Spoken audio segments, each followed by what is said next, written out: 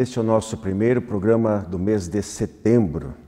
Sejam todos bem-vindos, desejamos bem-estar geral a todos. No quadro Reflexões de A a Z, os nossos temas são reparação, roteiro e retrocognição.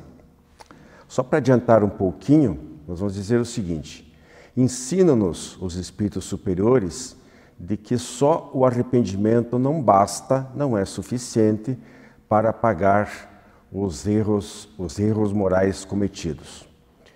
O arrependimento é somente o primeiro passo. Depois dele vem a expiação e a reparação. Roteiro, podemos chamar de destino, se entendermos isso como sendo uma escolha prévia, determinada pela nossa vontade pessoal. O prefixo contido no vocábulo retrocognição significa recuo, volta, retorno, e cognição é consciência, conhecimento, memória. No nosso caso, definiremos retrocognição como a capacidade anímica ou mediúnica de voltar ao passado. Especialmente para você, minha amiga, você, meu amigo, o Diálogo Espírita está no ar.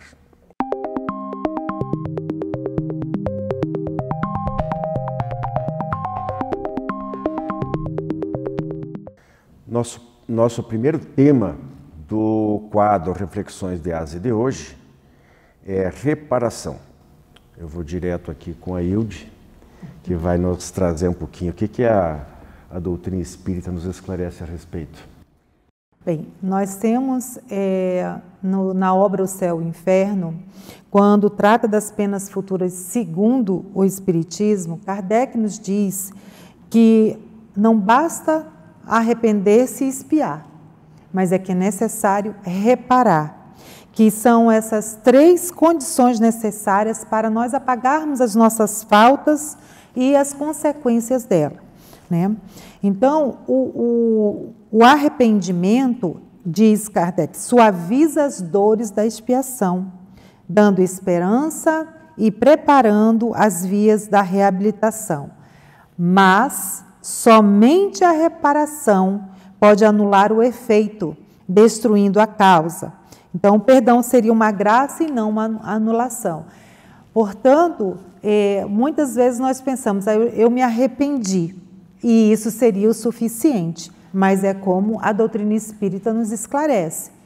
Nós nos arrependemos, mas a partir desse arrependimento, qual será a nossa ação? É necessário, então, a expiação e a reparação, para que aqueles equívocos que nós tenhamos cometido, nós, então, transformemos, não é? E, além disso, ali na questão 1000 do Livro dos Espíritos, quando Kardec questiona sobre esse item, os Espíritos falam para nós que a reparação, ela só tem mérito, que nenhum mérito apresenta, aliás, a reparação nenhum mérito apresenta, se não atinge o homem, nem no seu orgulho, nem nos seus interesses materiais. Então, essa questão fala da possibilidade de resgatar, inclusive, nessa mesma jornada, não é?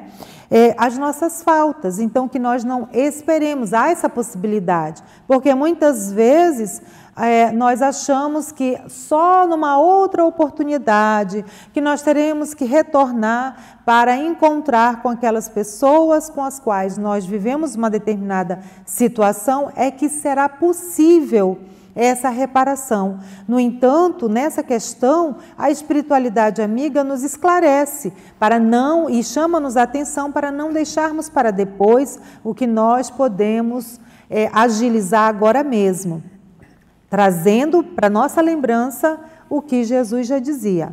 Aproveita, né, para que a caminhada, concilia-te o mais depressa possível com o teu adversário enquanto estás a caminho. Então, não deixemos para amanhã o que nós podemos realizar hoje mesmo. Então, vamos cuidar e reparar os nossos equívocos. Mariana, quando ela tocou nessa situação em que é possível, ou tenta-se, reparar na mesma reencarnação.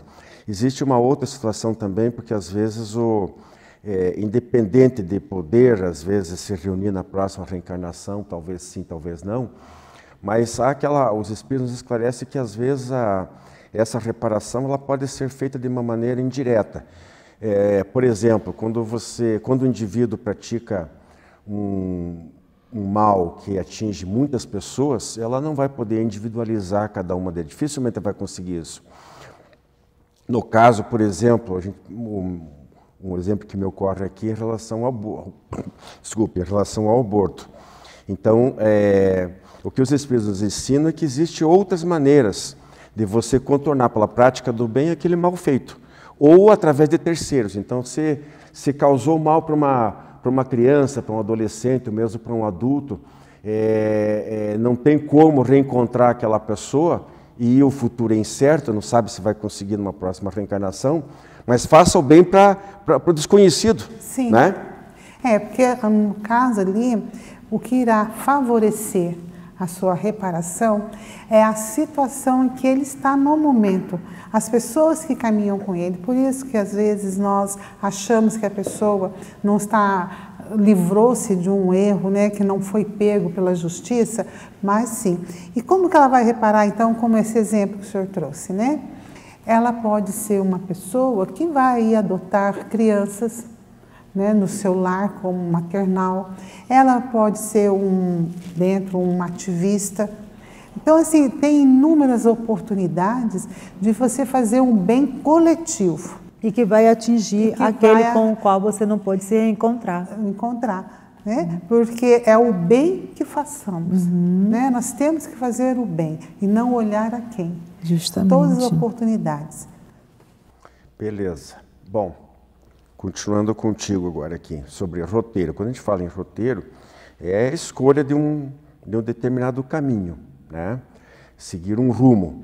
Certo. Obviamente que nós estamos aqui falando especificamente de espiritismo. Então, existe até alguns livros, tem mais de um livro que essa palavra roteiro aparece no título, né?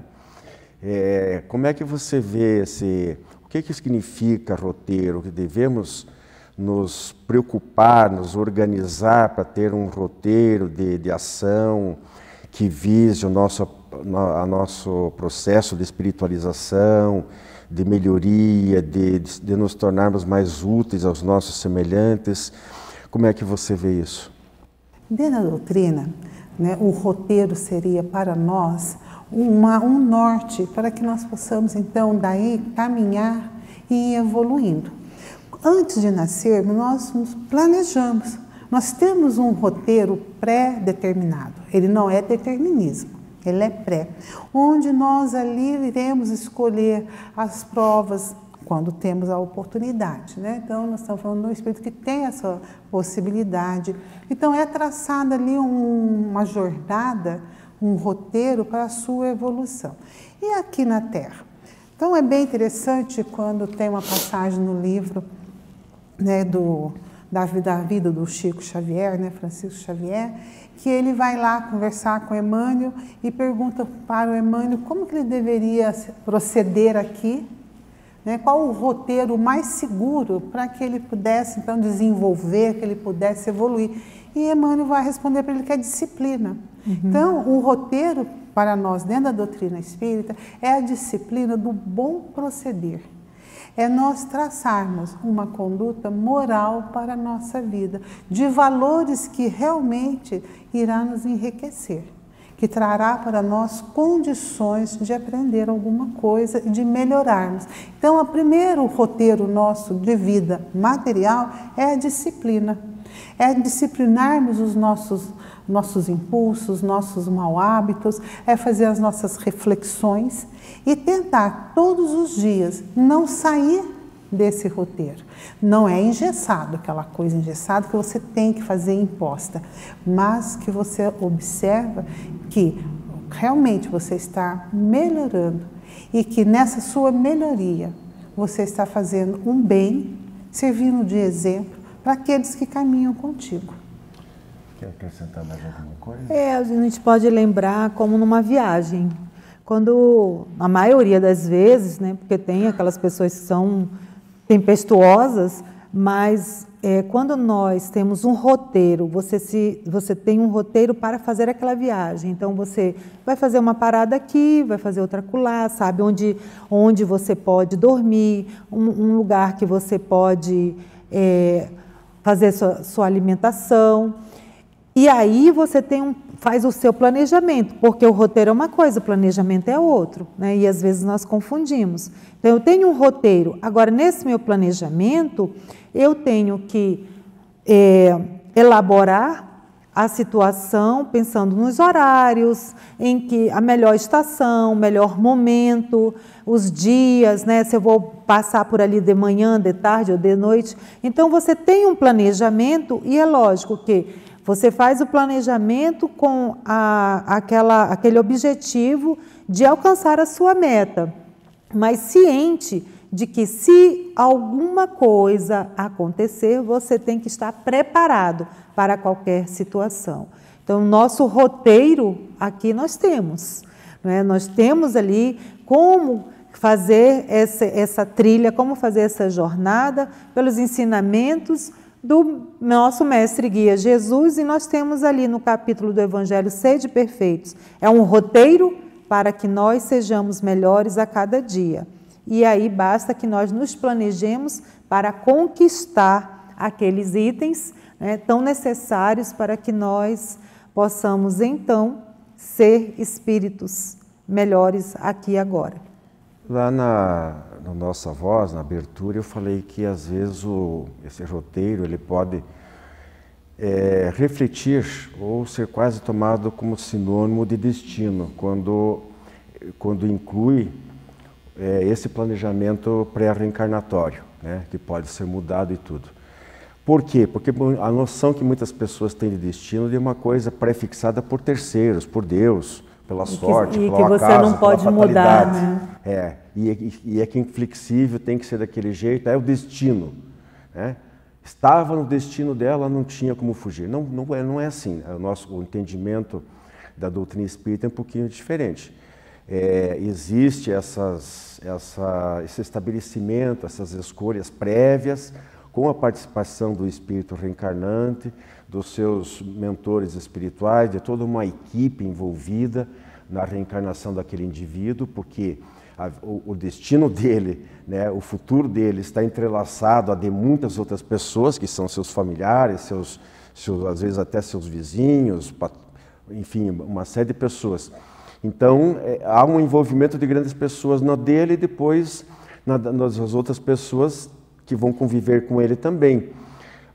Então, pode ser tomado como destino, mas não é uma coisa fatal, não é inflexível, mas existe como um roteiro básico, né? Poderíamos dizer assim. É um capítulo bem interessante de se estudar dentro da doutrina espírita, esse planejamento reencarnatório. Então, é realmente o que vocês colocaram. Existe um roteiro tanto do ponto de vista antes da reencarnação, como depois daqui, o nosso dia a dia pode ser pautado por uma série de princípios que a gente determina. Bom, eu quero viver assim, adotar como filosofia de vida isso e aquilo. E não vou fugir muito disso, com flexibilidade, mas não se admite que a pessoa tenha comportamentos muito antagônicos, né? Faça uma coisa hoje, diga uma coisa e amanhã ela já está 180 graus em oposição a tudo aquilo que ela declarava, defendia a vida inteira, de repente muda, né? Bom, vou começar contigo aqui sobre o terceiro, retrocognição. O que significa? É usado até pela parapsicologia, né? Isso é. Se nós formos pesquisar no dicionário, está lá dizendo que a retrocognição é também conhecida como regressão de memória ou regressão a vidas passadas. Seria um fenômeno parapsíquico espontâneo ou induzido, no qual o indivíduo lembraria espontaneamente de lugares, de fatos ou pessoas relativos a experiências passadas, sejam elas vidas ou períodos entre vidas. Então, há diversas técnicas que podem ser utilizadas para que seja utilizada não é? Essa terapia, digamos assim, porque algo que a gente sempre fala na doutrina é que o esquecimento ele é uma bênção, não é? E muitas vezes nós queremos saber de coisas porque nós voltamos assim, a gente sempre acha que alguma coisa, principalmente ruim que acontece conosco, é porque é do passado. E na maioria das vezes não é isso, como dizem os espíritos, né? A maioria dos tormentos são tormentos voluntários, são de agora, não é? E que nós não precisaríamos passar por isso. Mas há aquelas pessoas, a gente sabe, é lógico, que tem um objetivo, que com um especialista, com pessoas devidamente capacitadas, não é qualquer pessoa que está preparada para aplicar essa técnica. E também não é para que nós queiramos saber quem fomos, buscar saber o que aconteceu, porque se nós voltarmos na nossa consciência, a gente sabe, não é? Está aqui acusando as coisas boas e ruins, a gente tem alguma noção. Mas há situações em que se faz necessário, até muitas vezes, para auxiliar a pessoa que está passando por uma situação periclitante, não é? Em que se indica essa sim, terapia. Com certeza. Eu só queria acrescentar assim, que a retrocognição ela não está voltada unicamente para a própria pessoa. Ela é um tipo da mesma maneira como as pré-cognições ou as premonições indicam uma capacidade muitas vezes mediúnica ou anímica da pessoa se projetar para o futuro, porque são de maneiras diferentes, que a pessoa tem acesso a essa informação. Pode ser através só do pensamento, pode ser através de uma visão, pode ser através de um pressentimento, enfim. Para frente a gente diz que é o vidente, né? Ele olha para o futuro e vê coisas dele ou geralmente de terceiros, de fatos. Olha, vai acontecer um terremoto lá não sei aonde. Então isso é um processo de pré-cognição, ou de premonição, ou de pressentimento. Quando o processo é inverso, que a consciência daquele indivíduo caminha para trás, então tem uma retrocognição. E ele pode verificar fatos, inclusive, que aconteceram com terceiros, ligados a um determinado local, até que não tenha nenhuma relação com a vida pessoal dele. Esse é o significado básico desse termo aí, beleza? Muito obrigado. Ficamos aí com os demais quadros na sequência. Trabalho com alongamento de cílios, atendendo Curitiba e a região metropolitana. Se você quiser ficar ainda mais linda e charmosa do que já é, aproveite a nossa promoção e marque um horário pelo Instagram ou pelo WhatsApp. Você conhece o Clube do Livro Espírita de Curitiba? Com ele, você tem descontos de até 60% no preço de capa. E a cada 2 meses, recebe 1 ou mais livros em seu endereço. Associe-se e tenha o melhor da literatura espírita em sua casa e ainda ganhe uma assinatura do jornal Comunicação Espírita durante o período de 1 ano. Clube do Livro Espírita de Curitiba. Associe-se e contribua para a manutenção do programa Diálogo Espírita.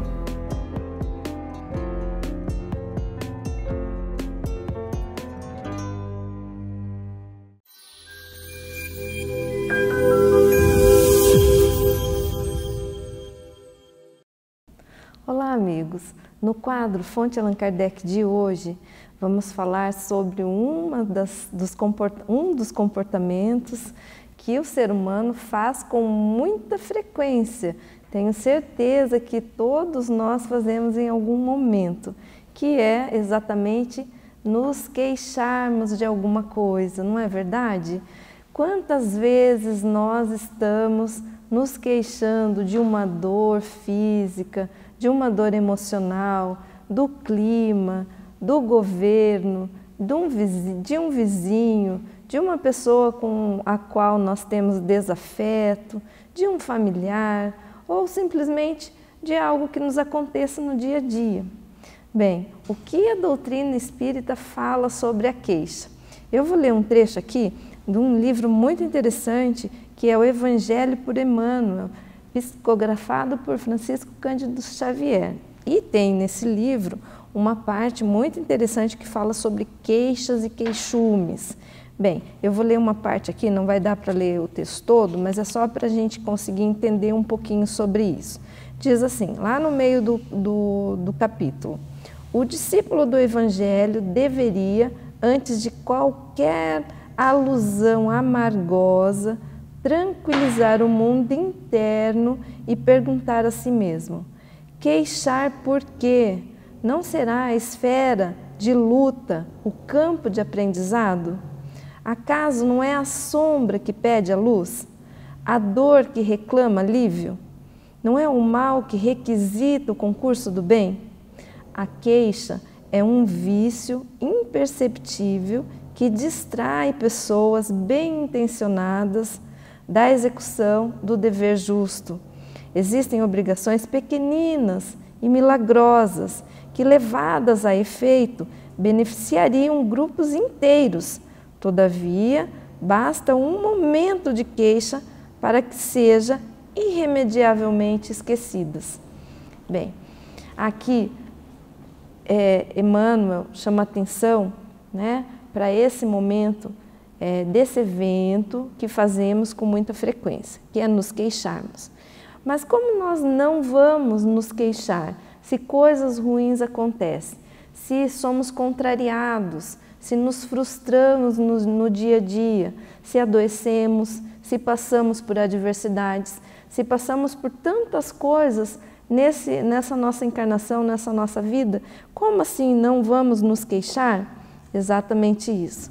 Se nos lembrarmos que estamos aqui para aprimorarmos pelas experiências boas e ruins o nosso espírito, se nos lembrarmos que estamos aqui para evoluirmos moralmente e materialmente, intelectualmente, como sempre falamos, lembramos de falar ao longo do programa, então vamos atentar para nos queixar menos. Não queixarmos de alguma coisa que tenha acontecido, não nos queixarmos de algo, é um treino. E precisamos tomar consciência daquele momento exato que começamos a pensar algo do qual que nos levaria à queixa. Se nós pararmos um segundo, refletirmos sobre aquele momento e pensarmos assim: bem, o que eu preciso aprender com isso? Como eu posso lidar com essa situação de uma maneira diferente?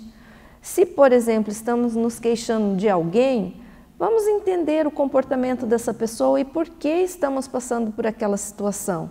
Se estamos nos queixando do trabalho, do excesso do trabalho ou da falta dele, vamos entender como podemos sair daquele queixume, como podemos organizar a nossa vida para diminuir aquelas situações que nos afetam no trabalho.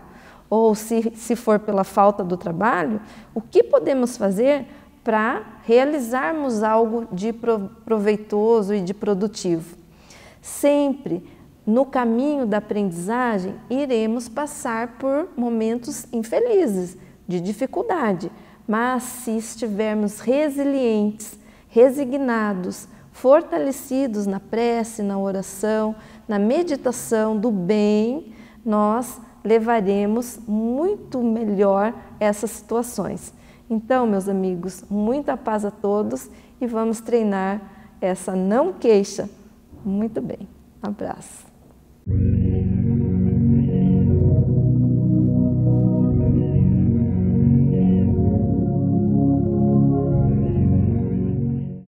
Olá, amigos.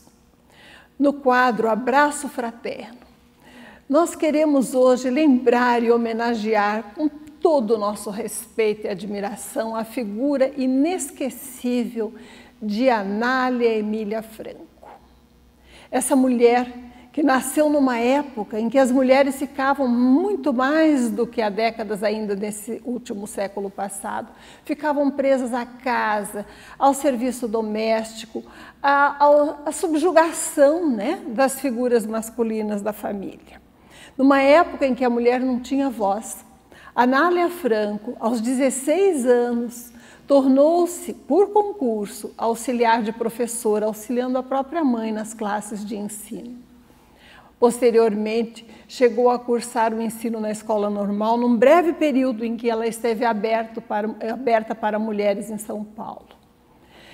Ela, como professora, tinha todas as oportunidades dos convívios intelectuais, da evolução na sua profissão.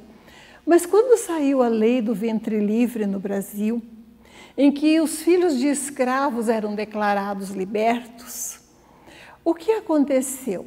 Uma medida admirável, por um lado, trouxe um problema social gravíssimo. Os donos de escravos não tinham interesse mais nas crianças. Por quê? Porque as mães e os pais eram escravos, mas as crianças eram livres. E elas começaram a ser abandonadas por exigências dos patrões, aos milhares, pelas cidades do interior, pela zona rural, nos matagais, num ambiente de profundo abandono. Quando a Anália Franco soube dessa situação, ela largou o seu posto, novíssima ainda, jovenzinha, em São Paulo, voltou para o interior para lecionar e começou a acolher algumas dessas crianças. Procurou fundar uma escola que as acolhesse com a função maternal e divulgou no jornal da cidade que havia um pequeno abrigo para acolher essas crianças ao lado da escola. Foi um escândalo. Ela, então, precisou conseguir um lugar para abrigar essas crianças que não custasse tão caro. Lhe ofereceram uma chácara, com a condição de que ela não misturasse as crianças pretas com as brancas, mantivesse em ambiente separado, o que ela rechaçou de pronto, passando a pagar o aluguel da casa do seu próprio bolso, do seu salário de professora. Claro que dinheiro não dá em árvores e não era suficiente mais para alimentar as crianças. Então ela começou a mendigar pelas ruas junto com os seus alunos sem mães, como ela falava. E foi um escândalo à época, aquele bando de criaturas pobres, aquelas crianças esfarrapadas, a maioria de cor, acompanhadas daquela moça magra, pobre, novíssima ainda, que mendigava para alimentá-las. Aos poucos, a Anália Franco foi construindo o seu respeito, conquistando o seu lugar e, ao fim da sua obra, ela havia fundado 71 escolas, 2 albergues, uma colônia regeneradora para mulheres que antes eram prostitutas, 23 asilos para crianças órfãs, a primeira banda musical feminina do Brasil, uma orquestra, um grupo dramático, além de oficinas para a profissionalização de todos os seus protegidos. Ela dizia que somente a educação, com a orientação profissionalizante, podia libertar o ser humano e trabalhou incansavelmente até o fim da sua vida para isso. Uma declaração dela que resume a seu objetivo é: povo brasileiro, a tua causa é a da educação, porque só ela é que pode aperfeiçoar a saúde, a moralidade e o trabalho dos seus filhos, o que lhes há de permitir amealhar patrimônio, fundar família, envelhecer na paz e morrer nos braços da felicidade. Que nós possamos seguir o exemplo de Anália Franco nas nossas comunidades, se tivermos oportunidade de auxiliar crianças que hoje têm acesso à escola, mas que chegam ao ensino médio sem entender aquilo que leem, sem conseguir escrever sobre o que veem. Vamos unir os nossos esforços em memória de tantas pioneiras e trabalhar em prol da sua libertação também. Muita paz.